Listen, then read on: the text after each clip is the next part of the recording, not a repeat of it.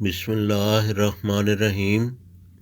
ناظرین کرام، ایک پروگرام مریضان قلب کے لیے کمزوری کی افادیت، آزمودہ فری اور کارگر نسخہ کے عنوان سے آپ کی خدمت میں پیش ہے۔ امید ہے نہایت توجہ سے سماعت فرمائیں گے۔ کمزوری علاجوں کی ماں ہے، یہ ارشاد نبی صلی اللہ علیہ وآلہ وسلم ہے۔ نہ صرف عام مریضوں کے لیے بلکہ بالخصوص مریضان قلب کے لیے۔ دن میں تھوڑا کھائیں اور تھوڑے وقفوں سے کھائیں۔ تمام مریضان بالخصوص مریضان قلب کمزوری کو اپنا کر دیکھیں کہ ان کے لیے کس قدر سود مند ثابت ہوتی ہے۔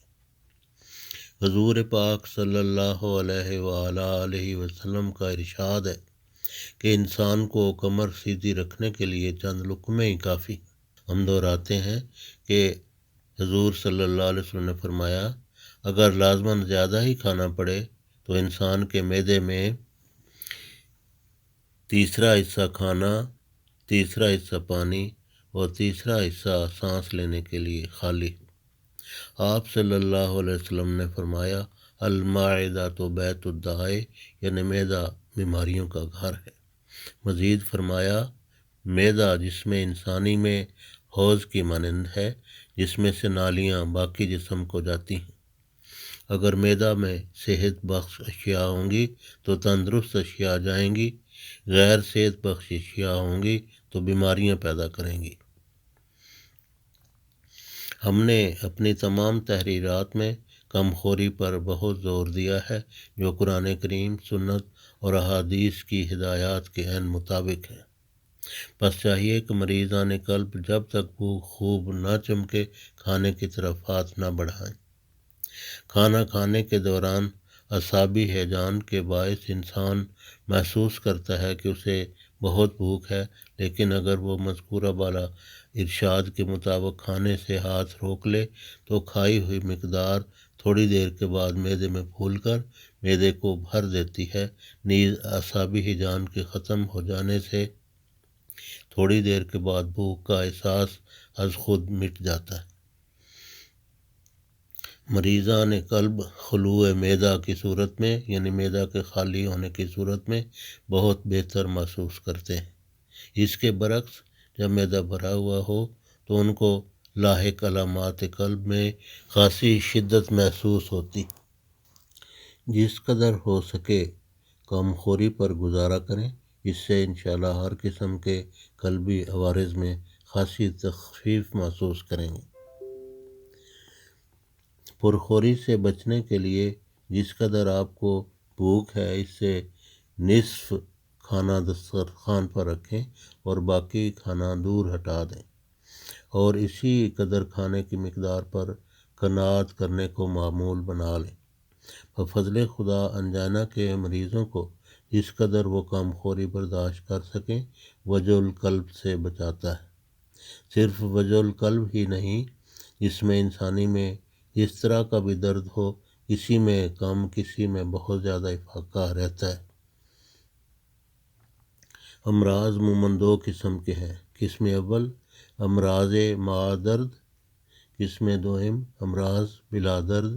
قسم اول میں وہ امراض شامل ہیں جن میں درد ہوتا ہے، مثلاً وجع الراس، درد سر، وجع العین، آنکھ کا درد، وجع الاذن، کان کا درد، وجع الاسنان، دانتوں کا درد، وجع الصدر، سینے کا درد، وجع الفواد، معدے کا درد، وجع القبض، جگر کا درد، وجع الظہر، کمر کا درد، وجع المفاصل، جوڑوں کا درد، وجع القلب، دل کا درد یا انجائنا۔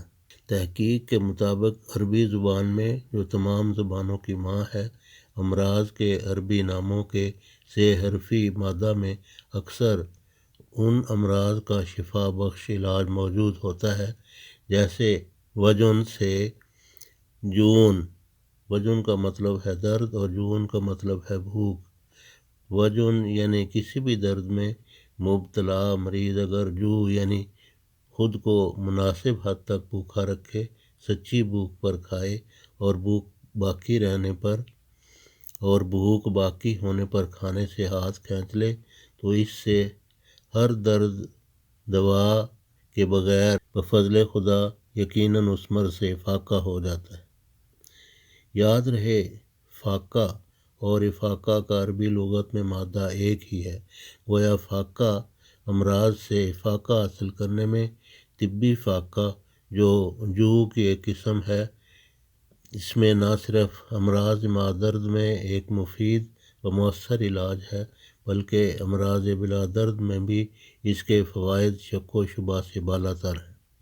فاقہ ایک قدرتی، مفید، مستقل و بے ضرر علاج ہے، اور اس پر دوام اختیار کرنا انسان کو نہ صرف امراض سے بچاتا ہے بلکہ مریضوں کو افاقہ بخشتا ہے۔ فاقہ انبیاء، صلحاء، بزرگان امت و پیروان نیچر کا ہمیشہ معمول رہا ہے۔ یہ علاجوں کا سرتاج ہے۔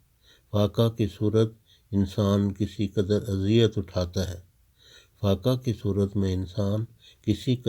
اذیت اٹھاتا ہے مگر اس کے نتیجہ میں بے شمار جسمانی و روحانی فوائد حاصل کرتا ہے۔